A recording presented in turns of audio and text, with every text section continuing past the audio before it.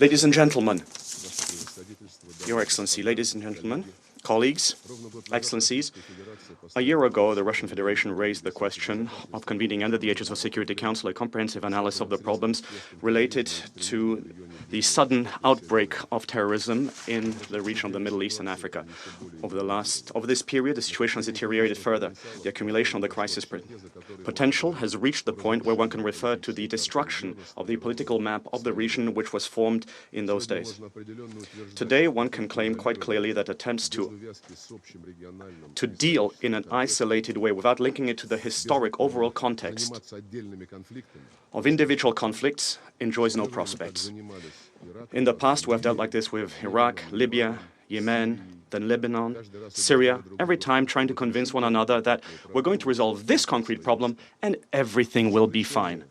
And the decisions, in most cases, or the solutions, were often sought in a change at any price of that or other regime, without caring about the consequences and without a comprehensive strategy, or even having a short-term vision for 2 to 3 steps forward. As a result of the euphoria which engulfed a great many following the Arab Spring, changed to horror, faced with the expansion of horror and violence and the shadow of religious wars looming over the region, as well as terrorist threat. Now, the dastardly actions of Jabhat al-Nusra, Al-Qaeda in Iraq, Al-Qaeda in the countries of the Arab Maghreb, the Yemeni branch of Al-Qaeda, and other groups, of course, have faded in light of the actions of the Islamic states. On the border territories of Iraq and Syria, ISIL factically creating an extremist quasi-state which possesses a large repressive potential with stable sources of income, a well-equipped army, and elements of weapons of mass destruction. ISIL cells are flourishing in Libya, in Afghanistan, in other countries, and they're claiming that their plans include capturing Mecca, Medina, Jerusalem, and spreading their evil activities to Europe, to Central and Southern Eastern Asia, and Russia. Terrorists are carrying out mass killings and public executions. They're threatening the very existence of various ethno-religious groups, including Christians, Kurds, and Alawites. Now, the Islamic State has an active professional propaganda machine, active in tens of languages. Today, when the merciless expansion of terrorists, which is leading to an uncontrolled wave of population movement to Europe, it has been recognized that the harm has been caused and that there is a need for joint action. We noted that during the recent informal summit of the EU Council in Luxembourg, as well as at the Prague summit of the Visegrad Group, it was clearly recognized that the migration crisis cannot be tackled without removing its root causes.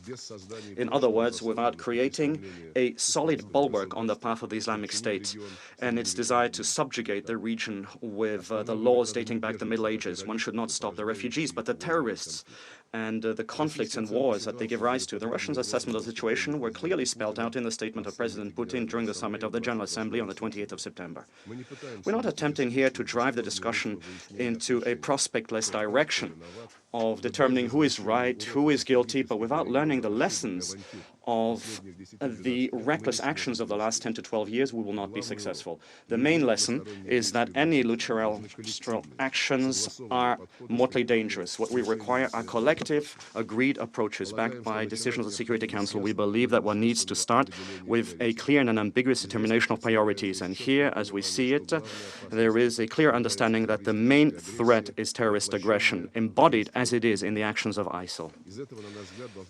In our view, this should be followed by consistent practical steps in 3 key linked directions. Firstly, there is a need to unite and coordinate the efforts of those who can make a real contribution to combating terrorism. The armed forces of Syria, of Iraq, the Kurdish formations, the armed ranks of the patriotic Syrian opposition.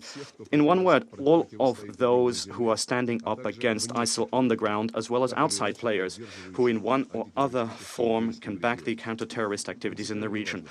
It is of fundamental importance that such coordination should be based on decisions of the Security Council in accordance with the UN Charter. In planning joint actions in combating ISIL, one could utilize the potential of such a charter body as the Military Staff Committee.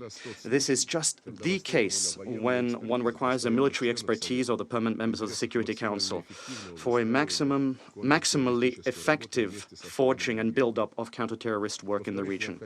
Secondly, there is a need to step up the progress of the intra-Syrian dialogue on the basis of the Geneva Communique dated 30th July 2012. We back the relevant efforts of the SRSG, Stefan de Mistura, and make our contribution to launching the political process in which one should bring together representatives of the whole spectrum, the whole gamut of Syrian opposition forces and the government of Syrian Republic. Thirdly, there is a need to have an inclusive and balanced outside assistance for the political process with the participation of Russia, United States of America, Saudi Arabia, Iran, Turkey, Egypt, the UAE, Jordan, and Qatar. We believe that a useful role must be played here by the European Union.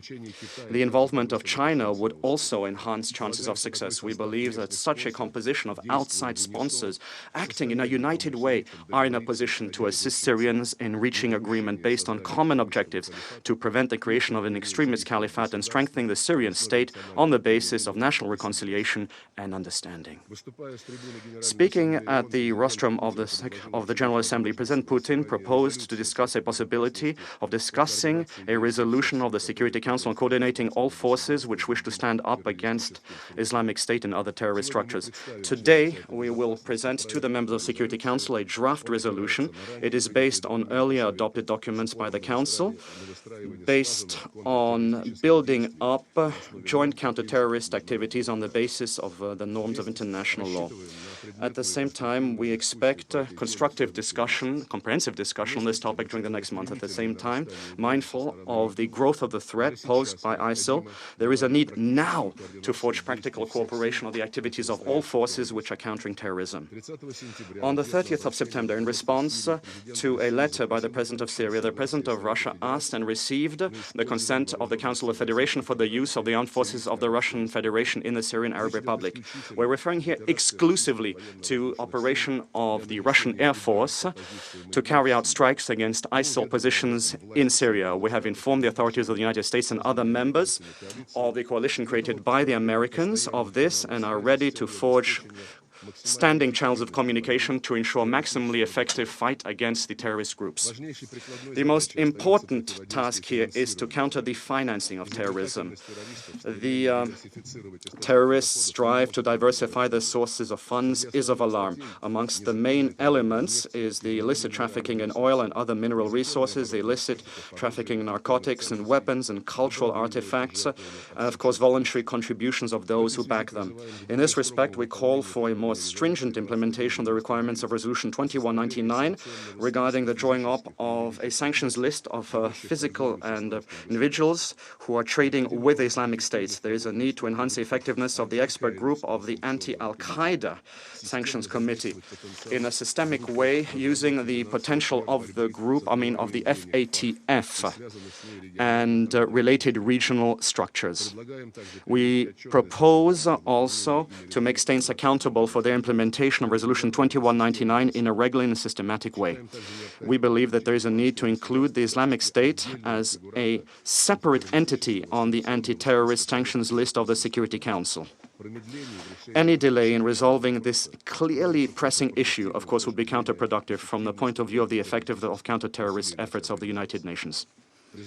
We call to, in a more active way, counter the threats which stem from foreign terrorist fighters. There is a need to rapidly form a single database which contains information on them and to elaborate an additional mechanism for the exchange of information on their movements and also a simplified procedure for the extradition. Of especial importance is preventive work. First and foremost, fighting against the fueling of terrorism in accordance with Resolution 1624, which was adopted 10 years ago. Over this time, the pressing nature of countering terrorist ideology, of course, has increased substantially. The multi-ethnic and multi-religious aspect of Russia means that we have a unique experience in terms of the peaceful coexistence of various faiths and various ethnicities. We're ready to share this experience, and of course, we're willing to learn from our partners.